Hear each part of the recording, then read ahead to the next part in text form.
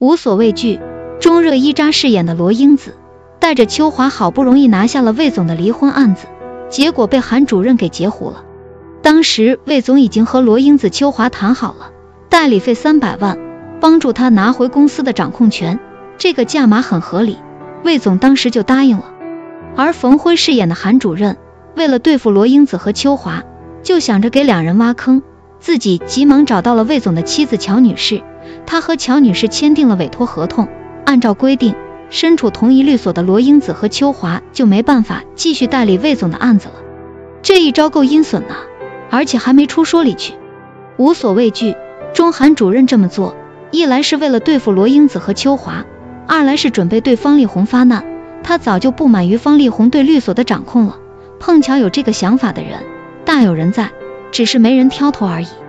所以韩主任就鼓动其他合伙人对律所的投票机制进行改革，目的就是冲着方丽红手里多出来的一票去的。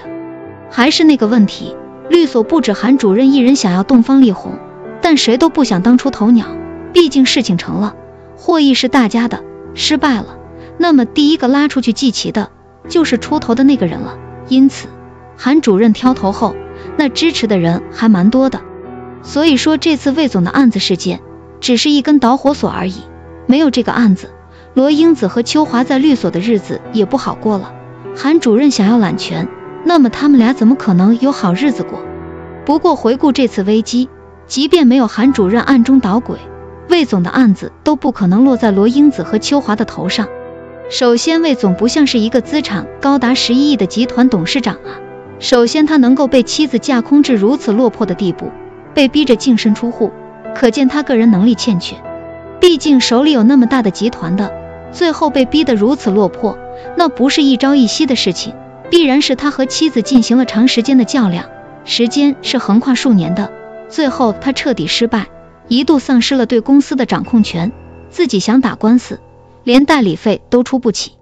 可问题是，无所畏惧中魏总的设定，好歹是一个集团的董事长啊，在经历了长时间的斗争失败后，他应该早就会对自己的财产进行保全的，而不是突然间被赶出家门，净身出户。所以说就不存在魏总临时想打官司，到处找律师的情况，他更不会去找罗英子和秋华这样的新人。按理说魏总和罗英子、秋华这样的律师根本就不存在交集。无所畏惧中设定是魏总这个客户是夏叔介绍过来的，可人家魏总没必要拿自己的前途给罗英子、秋华两个新人当练手的吧？这已经不是谁的关系问题，而是不可能的问题。热依扎饰演的罗英子就算能力再强，她和秋华也还是新人呐。律师这个职业经验很重要，两人根本就没参与过类似的案子，他们提出的所谓策略要说没问题，那是不可能的。更重要的是，人家魏总之前好歹是集团老总啊，他就不认识什么靠谱的知名律师吗？就算魏总落魄了，那些律师就对魏总避之不及了？这不可能啊！再说了，谁都知道魏总的案子要是帮他拿回了财产，那么收获颇丰了。按理说不存在魏总奔波各处求爷爷告奶奶找律师找不到的境遇，而是魏总的案子很快会在圈子内传开，找他合作的律师恨不得把他家门口给围了才对，这是块肥肉啊，谁不想咬一口？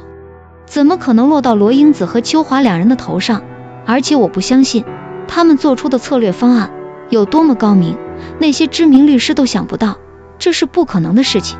既然如此，无所畏惧中罗英子和秋华所谓的凭借个人能力搭上了魏总这条线的设定就不合理。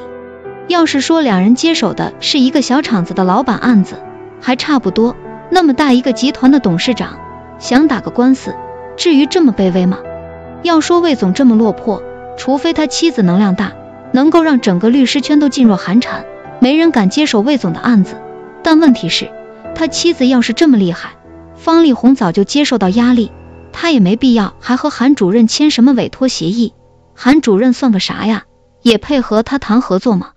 综上，魏总找罗英子、秋华打官司，就是一个不切实际的幻想。